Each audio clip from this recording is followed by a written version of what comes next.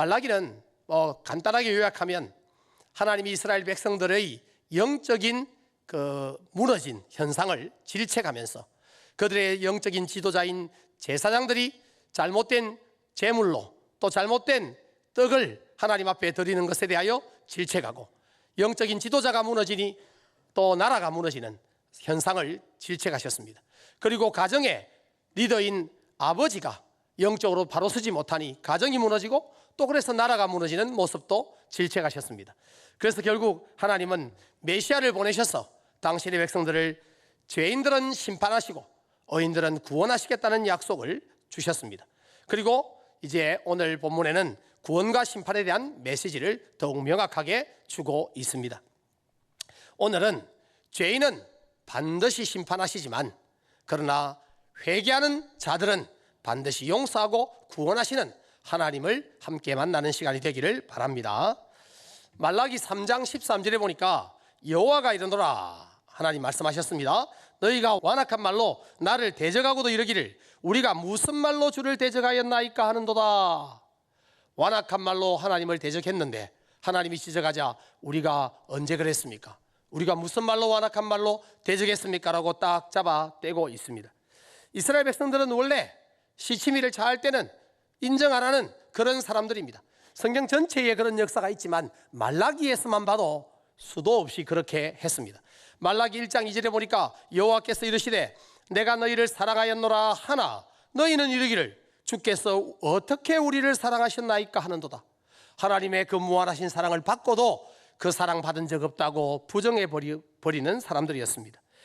1장 6절에도 내 이름을 멸시하는 제사장들아 나 만군의 여호와가 너희에게 이르기를 아들은 그 아버지를 종은 그 주인을 공경하나니 내가 아버지일진데 나를 공경함이 어디 있느냐, 내가 주인일진데 나를 두려워함이 어디 있느냐 하나 너희는 이르기를 우리가 어떻게 주의 이름을 멸시하였나이까 하는도다. 이스라엘의 제사장들도 불법적인 제사를 드리고 어떻게 하나님의 이름을 이렇게 멸시하느냐 질책하자 언제 우리가 그랬습니까? 라고 시치미를 뗐습니다. 1장 7절에서도 너희가 더러운 떡을 나의 제단에 드리고도 말하기를 우리가 어떻게 주를 더럽게 하였나이까 하는도다. 더러운 떡을 드리고도 하나님 지적하자 우리가 언제 그랬습니까? 2장 17절에서도 너희가 말로 여호와를 괴롭게 하고도 이르기를 우리가 어떻게 여호와를 괴롭혀 드렸나이까 하는도다. 말로 여호와를 괴롭혀 놓고 지적하자 그런 적 없다고 부인했습니다. 3장 8절에서도 사람이 어찌 하나님의 것을 도둑질하겠느냐 그러나 너희는 나의 것을 도둑질하고도 말하기를 우리가 어떻게 주의 것을 도둑질하였나이까 하는도다. 11조와 봉헌물을 떼먹고 하나님께 드리지 않아 하나님이 지적하자 우리가 언제 그랬습니까? 라고 시치미를 뗐습니다. 그건 원래 우리 거였습니다. 이렇게 부정하고 말았던 것입니다. 주께서 어떻게 우리를 사랑하셨나이까? 우리가 어떻게 주의 이름을 멸시하였나이까? 우리가 어떻게 주의 이름을 더럽게 하였나이까? 우리가 어떻게 여호와를 괴롭혔나이까? 우리가 어떻게 주의 것을 도둑질하였나이까? 수도 없이 하나님 말씀할 때마다 거부하고 부인하고 딱 잡아떼는 그런 인생들이었습니다. 그때마다 하나님은 그들이 무엇을 잘못했는지 구체적으로 상세하게 친절하게 알려주셨습니다. 이번에도 우리가 무슨 말로 주를 대적하였나이까 딱 잡아떼자 하나님이 너희들이 무슨 말로 대적했는지 알려주마 하고 소상하게 알려주셨습니다.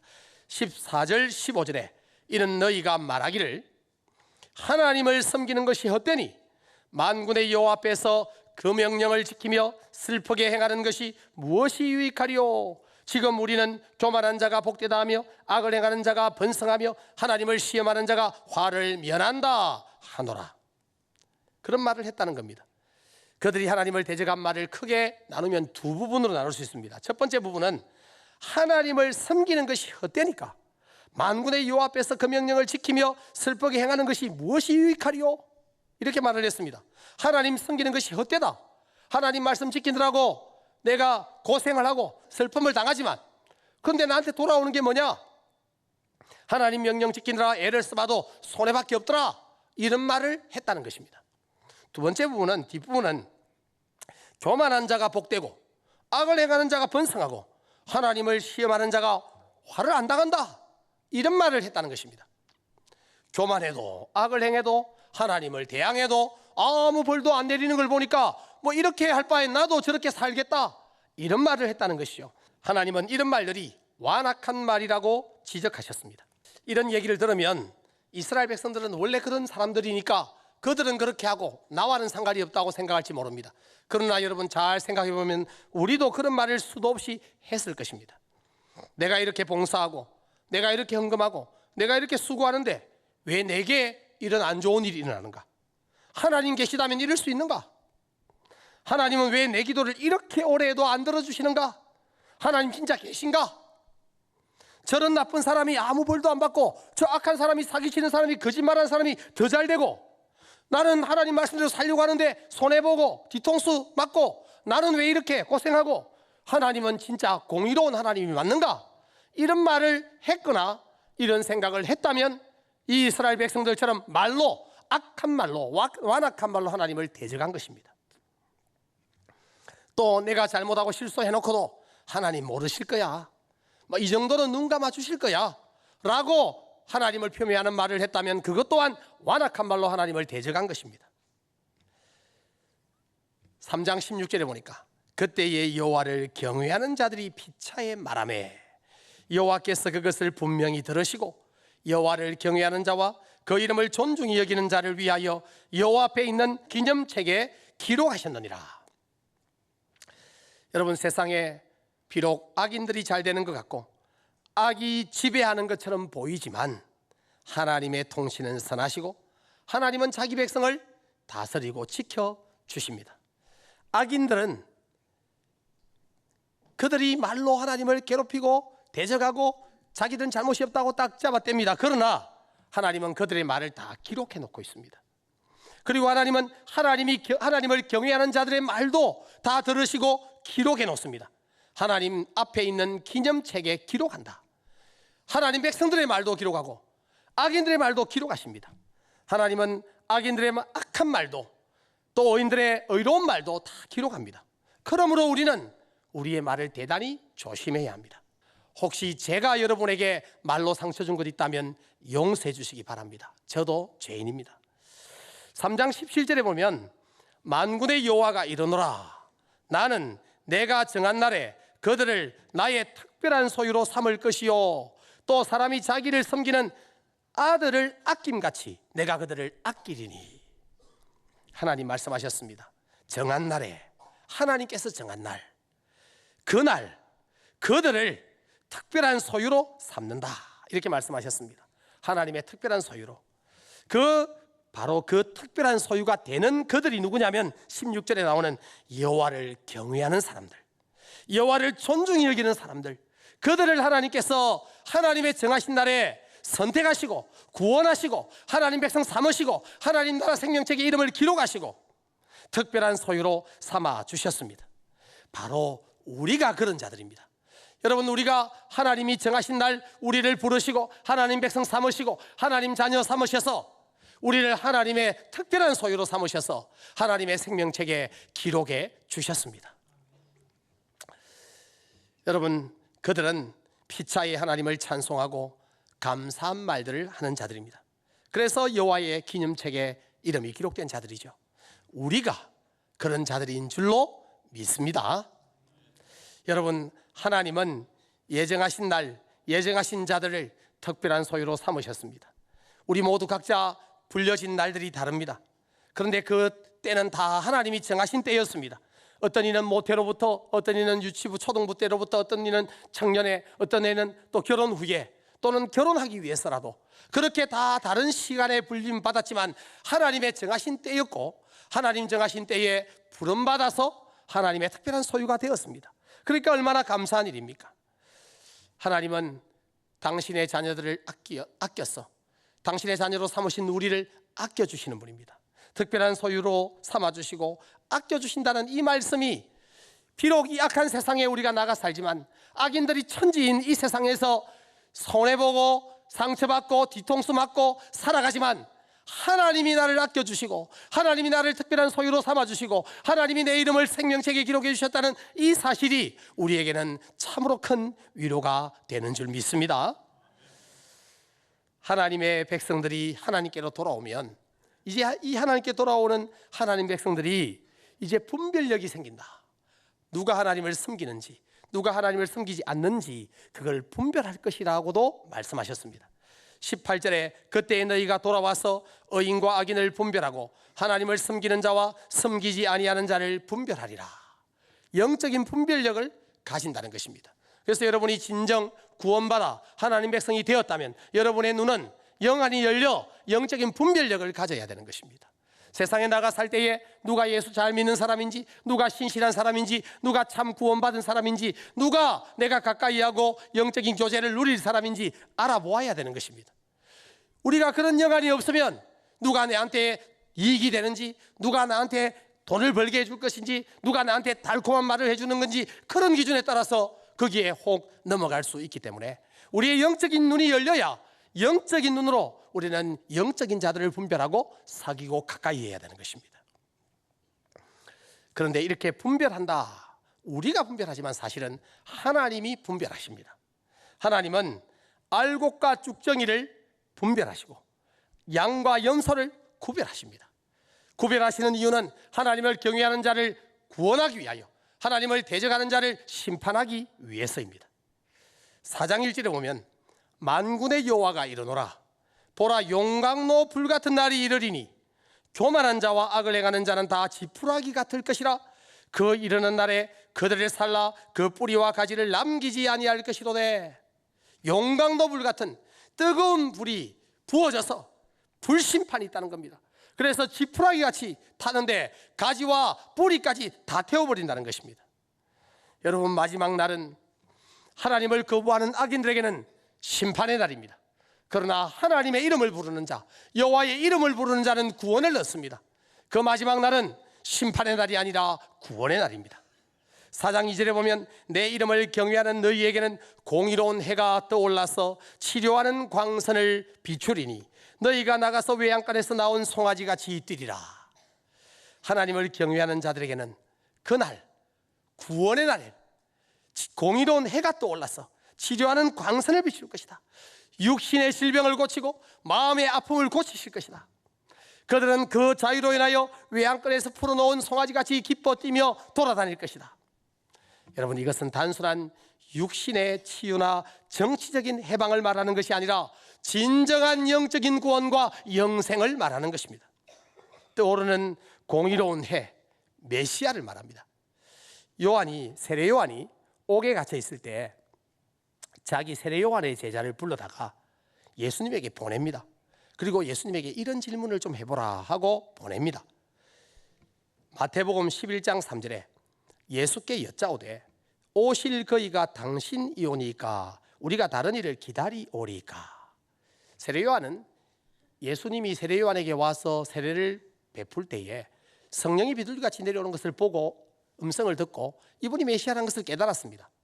그런데 좀 더 확인을 하기 위하여 제자를 보내서 질문을 한 겁니다. 당신이 우리가 기다리는 메시아가 맞습니까? 아닙니까? 단도직입적인 질문을 했습니다. 그러면 예수님은 예스나 노로 대답을 하면 되는데 예수님의 답변이 굉장히 깁니다. 마태복음 11장 4절부터 6절에 보니까 이 세례 요한의 제자들에게 너희는 가서 이 이야기를 요한에게 알리라고 말합니다. 너희가 가서 듣고 보는 것을 요한에게 알리되 맹인이 보며 못 걷는 사람이 걸으며 나병 환자가 깨끗함을 받으며 못 듣는 자가 들으며 죽은 자가 살아나며 가난한 자에게 복음이 전파된다 하라. 누구든지 나로 말미암아 실족하지 아니하는 자는 복이 있도다. 이 얘기를 전하라고 말합니다. 이게 바로 이 말라기에서 말씀한 메시아가 오면 떠오르는 그 해가 떠올라서 치료하는 광선을 비추면 그 연약한 자들이 고침을 받는, 그게 바로 지금 일어나고 있지 않느냐. 그러니까 말라기에서 말하는 그 하나님이 보내실 메시아가 바로 나다, 이걸 이렇게 대답하신 것이죠. 메시아가 오셔서 치료하는 광선을 비추시면 맹인이 보게 되고 안전뱅이가 걷게 되고 나병 환자가 일어나 고침받아 걸어가고 농아들이 말하고 듣게 되고 죽은 자가 살아나고 가난한 자, 억압받는 자가 해방되는, 바로 그것이 지금 일어나고 있지 않느냐, 이 말씀을 한 겁니다. 예수님께서 오셔서 고쳐주실 때에 고침받은 자가 마치 이 송아지가 풀려나서 막 좋아 뛰어다니는 것처럼 그렇게 뛰며 기뻐 하나님 앞에 찬송했습니다. 바로 그런 일이 일어나지 않았느냐, 이걸 말씀하신 것이죠. 4장 3절에 보니까 또 너희가 악인을 밟을 것이니 그들이 내가 정한 날에 너희 발바닥 밑에 재와 같으리라. 만군의 여호와의 말이니라. 어떤 얘기는 자유와 해방을 주어서 기쁨과 감사로 찬송하고 날뛰며 이렇게 노는데, 어떤 이는 이제 재와 같이 발바닥에 밟히게 된다. 어떤 이는 구원을, 어떤 이는 심판을, 구원과 심판이 동시에 주어지는 것을 말씀하셨습니다. 의인들은 그들을 괴롭힌 악인들을 밟을 것이고, 그 악인들은 그 용광로 불 같은 불심판을 당해 재처럼 타버려서 의인들의 발밑에 재와 같이 밟힐 것이다, 이렇게 말씀하셨습니다. 말라기 4장 4절에 너희는 내가 호렙에서 온 이스라엘을 위하여 내 종 모세에게 명령한 법 곧 율례와 법도를 기억하라. 하나님이 이스라엘 백성들을 출애굽하여 시내산 아래 모아놓고 그 시내산 위에서, 호렙산에서 하나님이 주신 율례와 법도, 율법을 주셨는데 그 말씀을 기억하고 그 말씀을 지키라고 다시 한번 말씀해 주고 있습니다. 왜냐하면 하나님의 율법이, 하나님의 말씀이 나중에 심판의 기준이 될 것입니다. 하나님 말씀을 지킨 자와 지키지 않은 자로, 하나님 말씀을 믿은 자와 믿지 않은 자로 구분될 것이기 때문입니다. 죄인들은 하나님 말씀을 지키지 않은 것으로 심판받을 것입니다. 그러므로 여러분, 하나님 백성이라면 하나님 말씀을 순종해야 되는 것입니다. 말라기 4장 5절에 보라, 여호와의 크고 두려운 날이 이르기 전에 내가 선지자 엘리야를 너희에게 보내리니. 여호와의 크고 두려운 날, 심판의 날입니다. 메시아가 오시는 날입니다.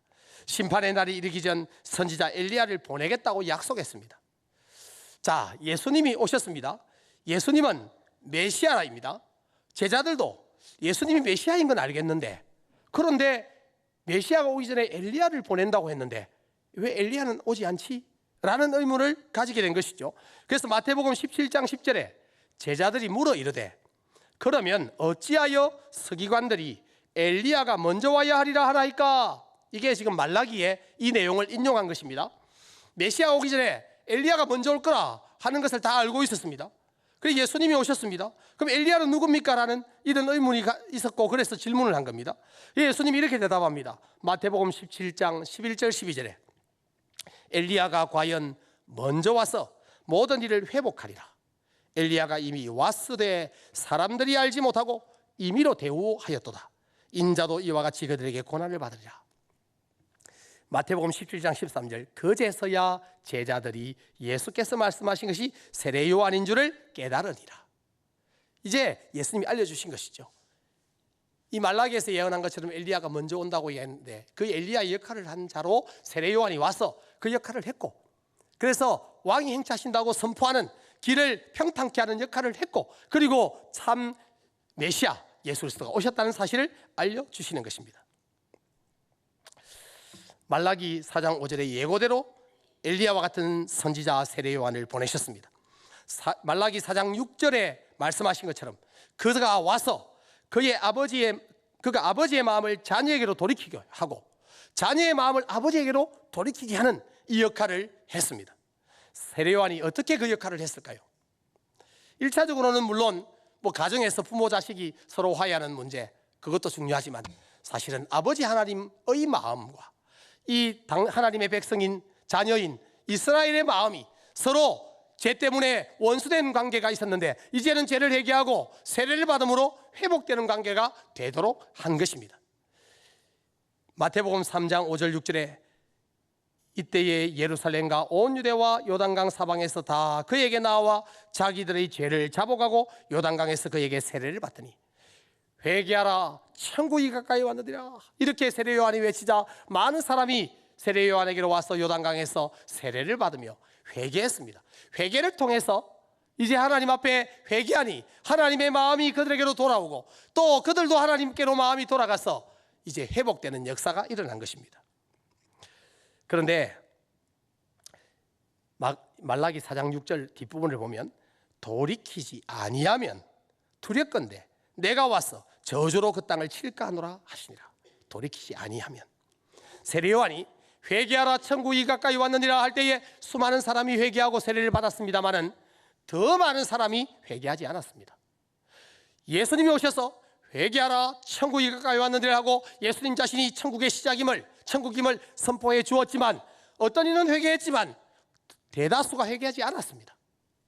이렇게 회개하지 않은 자들, 회개치 않으면, 돌이키지 아니하면 결국은 심판밖에 없다는 사실을 다시 한번 명확하게 말씀해 주셨습니다. 여러분, 오늘 본문을 통해 우리는 몇 가지 교훈을 반드시 기억해야 합니다. 첫째는 말로 하나님을 대적하지 말아야 한다는 것입니다. 하나님의 존재와 능력을 의심하는 말을 하지 말아야 합니다. 또한 하나님이 사랑하시는 하나님의 자녀인 성도의 마음을 말로 아프게 다치게 하지도 말아야 하는 것입니다. 하나님은 우리의 모든 말을 기록하신다는 것을 기억하기를 바랍니다. 악인들의 악한 말도 기록하지만 우리의 말도 하나님은 다 기록하십니다. 그걸 기억해야 합니다. 그러므로 오직 우리의 말로 하나님을 영화롭게 하고 하나님을 찬양하고 하나님의 이름을 선포하고 성도를 위로하고 권면하고 축복하는 여러분 되기를 축복합니다. 두 번째로, 말씀 앞에서 성령께서 내게 찔림을 주실 때에 변명하거나 또 핑계하지 말아야 합니다. 사람은 속일 수 있지만 하나님은 속일 수 없습니다. 그러므로 하나님 앞에서 어떤 죄도 숨길 수 없기 때문에 먼저 죄짓지 말아야 합니다. 죄짓지 말아야 합니다. 그러나 우리는 여전히 육신에 속한 죄짓는 인간들입니다. 죄를 안 지을 수 없는 사람들입니다. 그래서 죄를 안 지을 수 없기에 죄를 짓거든 속히 회개해야 합니다. 하나님이 우리에게 선물로 주신 성령께서 우리의 심령에서 찔림을 주십니다. 죄책감을 주십니다. 그때에 우리는 성령의 음성을 듣고 우리의 죄를 자복하고 회개하여 속히 돌이켜야 하는 것입니다. 그것만이 살 길입니다. 세 번째로, 성도는 의인과 악인을 분별해야 합니다. 여러분, 세상 살아갈 때에 악인들을 멀리해야 합니다. 여러분, 성도들을, 의인들을, 구원받은 자들을, 경건한 자들을 가까이 하고 친하게 지내야 합니다.